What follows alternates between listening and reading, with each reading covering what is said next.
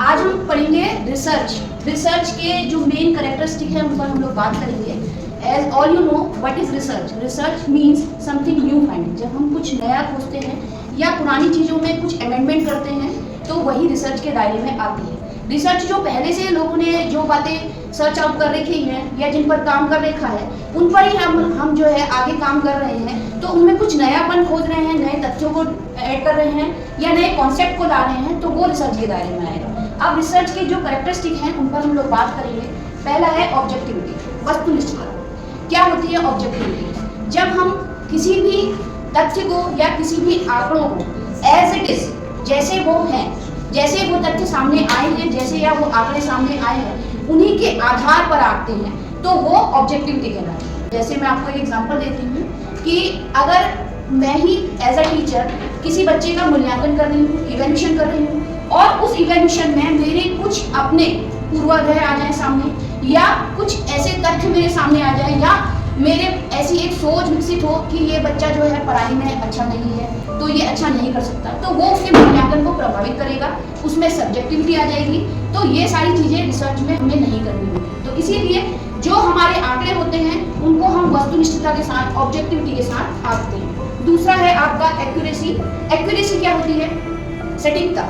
आप जो भी आंकड़े एकत्र कर रहे हैं रिसर्च में, या जो भी सैंपल साइज ले रहे हैं, उसमें बिल्कुल एक्यूरेट वे में आपको उसका मेजरमेंट करना है, उसका इवैल्यूएशन करना है। ठीक है, जैसे इसमें लिखा है कि जो डेटा कलेक्शन है, एनालिसिस है और इंटरप्रिटेशन है, ठीक है, ये कैसा होना चाहिए? एरर फ्री होना चाहिए। मतलब इसमें किसी भी तरीके का एरर नहीं होना चाहिए। एरर से मीन्स वही है कि उसमें ऑब्जेक्टिविटी होनी चाहिए, सब्जेक्टिविटी नहीं होनी चाहिए, या और जो रिसर्च से रिलेटेड तथ्य हैं वो उसमें समाहित होने चाहिए। अब दूसरी हम बात करते हैं, आगे चलते हैं, रिलायबिलिटी। What is reliability? ये क्वेश्चन हम लोगों के सामने बहुत बार आता है कि विश्वसनीयता क्या है, आप किसको विश्वसनीय मानोगे? वह जो बार बार अपने आप में चेंजेस नहीं लाता, बदलाव नहीं लाता। जैसे मैं आपको इसका एक उदाहरण देती हूँ कि एक टूल या एक टेस्ट बनाया गया है जो हमें इस बात का मेजरमेंट दिखाता है कि इससे, सपोज दैट आप थर्मामीटर का उदाहरण ले लीजिए कि थर्मामीटर हमें मेजरमेंट दिखाता है कि जो टेम्परेचर है वो कितना है, टेम्परेचर कितना है, इस बात का मेजरमेंट कौन दिखा रहा है?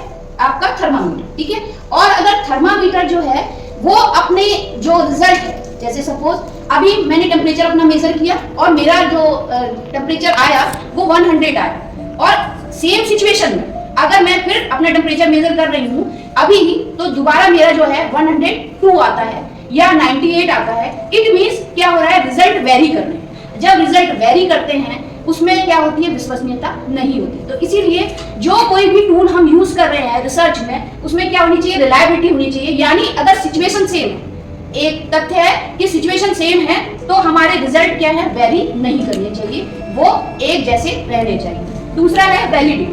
वैलिडिटी मीन्स जो टूल जिस चीज के लिए मेजरमेंट के लिए बनाया जा रहा है वो उसी चीज को मेजर करे। सपोज मैंने आपको अभी एक उदाहरण दिया था थर्मामीटर का। थर्मामीटर यूज होता है किसके लिए? टेम्परेचर मेजरमेंट के लिए। लेकिन जब हम थर्मामीटर बना और उसके बाद जब हम उसको टेस्ट करते हैं तो हमें पता चलता है कि वो जो है टेम्परेचर का मेजरमेंट नहीं कर रहा, किसी और डिसीज का मेजरमेंट कर रहा है या किसी और चीज का मेजरमेंट कर रहा है। इट मीन्स वो वैलिड नहीं है। ठीक है, तो टूल्स जिस चीज के लिए बनाया जा रहा है, जिस रिसर्च के पॉइंट ऑफ व्यू से बनाया जा रहा है, जिस चीज को मेजरमेंट करने के लिए बनाया जा रहा है, वो उसी चीज को मेजर करता है, तो वो वैलिड है, तो वो वैध है, अदरवाइज वो वैध नहीं है, वो वैलिड नहीं। ठीक है, इसके आगे हम चलते हैं सिस्टमेटिक एंड लॉजिकल अप्रोच। ठीक है, ये क्या है? आपका जो रिसर्च है वो एक सिस्टमेटिक अप्रोच है, एक हायरार्किकल अप्रोच है। इसमें क्या किया जाता है कि सबसे पहले, जैसे मैंने आपको बताया कि रिसर्च में हम किसी प्रॉब्लम से रिलेटेड वर्क पर काम करते हैं। यानी कुछ हमारा एक टॉपिक होगा, कोई एक एरिया होगा, कोई एक प्रॉब्लम होगी, उस प्रॉब्लम से रिलेटेड कितने वर्क हुए हैं उससे रिलेटेड हम रिव्यू करेंगे। उसके बाद हम क्या करेंगे? सैंपल का सिलेक्शन करेंगे। सैंपल का सिलेक्शन करने के बाद हम क्या करेंगे कि उससे रिलेटेड जो डेटा है उसको कलेक्ट करेंगे। डेटा कलेक्ट करने के बाद हम क्या करेंगे?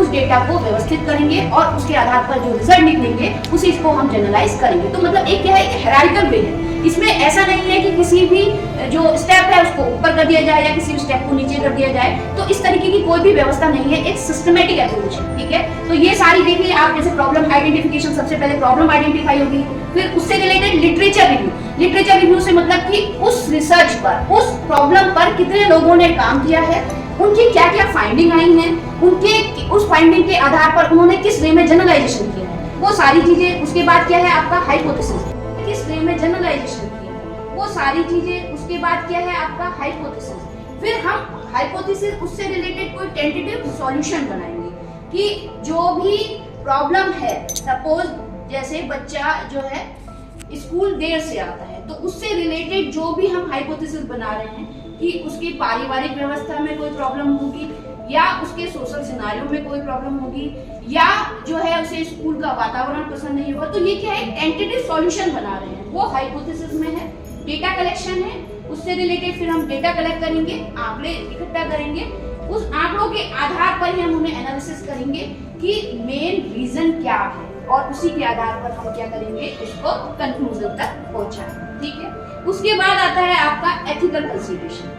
किसी भी चीज की कोई ना कोई मोरल वैल्यूज जरूर होती है, हमारी लाइफ में भी हम कुछ मोरल वैल्यूज को फॉलो करते हैं। इसी तरीके से रिसर्च के भी कुछ एथिक्स होते हैं, कुछ नैतिकताएं होती हैं। जैसे जो भी हमारा सब्जेक्ट है जिस पर हम रिसर्च कर रहे हैं, उससे रिलेटेड जितनी भी बातें, जितने भी डेटा हम कलेक्ट कर रहे हैं, वो रिसर्च पॉइंट ऑफ व्यू से कलेक्ट कर रहे हैं, तो उसमें गोपनीयता बनाए रखना, उसको कहीं पर भी जो है हाइड रखना, उसको कहीं पर भी जो है लीगलाइज नहीं करना। तो ये सारी चीजें क्या है, रिसर्च के पॉइंट ऑफ व्यू में आती है। तो कॉन्फिडेंस जो है मेन इसका पॉइंट है। इसके अलावा सब्जेक्टिविटी नहीं होनी चाहिए, जैसे मैंने पहले आपको बताया कि ऑब्जेक्टिविटी होनी चाहिए। रिसर्च में अगर आप सब्जेक्टिविटी रखते हैं, अपनी किसी सोच पर लेकर रिसर्च को कर रहे हैं, या आपके कोई पूर्वाग्रह है, कोई अजम्पशन है, तो वो आपकी रिसर्च को प्रभावित करेंगे, आपके डेटा को प्रभावित करेंगे, और आपका रिजल्ट जो है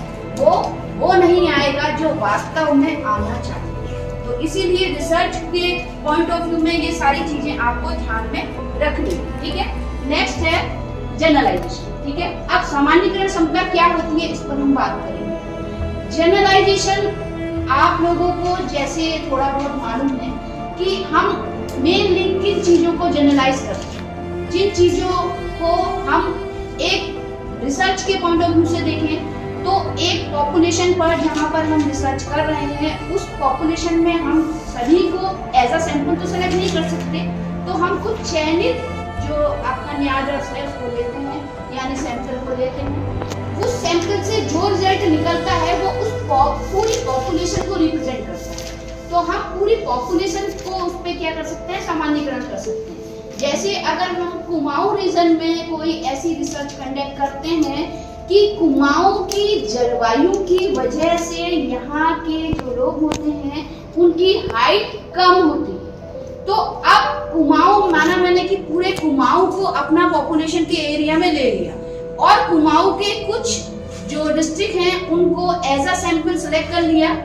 अब जो मैंने कुछ डिस्ट्रिक्ट लिए हैं, उनसे जो आंकड़े, जो रिजल्ट मुझे प्राप्त हुआ है, उनको मैं पूरे कुमाऊं रीजन में जनरलाइज कर सकती हूँ कि हाँ ये वजह है जिससे क्या है कि पूरे कुमाऊं में जो जलवायु है उसकी वजह से क्या होता है, यहाँ के लोगों की हाइट कम होती है, ठीक है।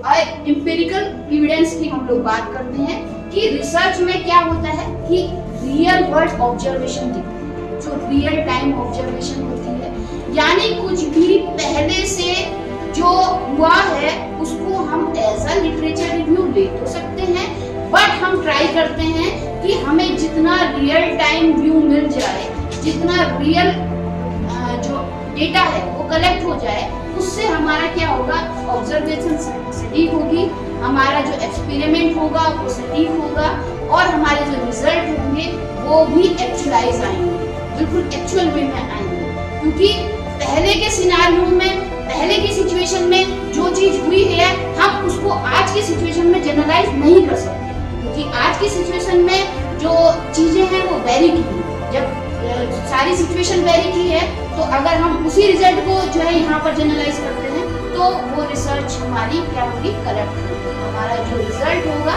वो वैलिड नहीं होगा, अकाउंटिंग नहीं होगा। That's it, thank you.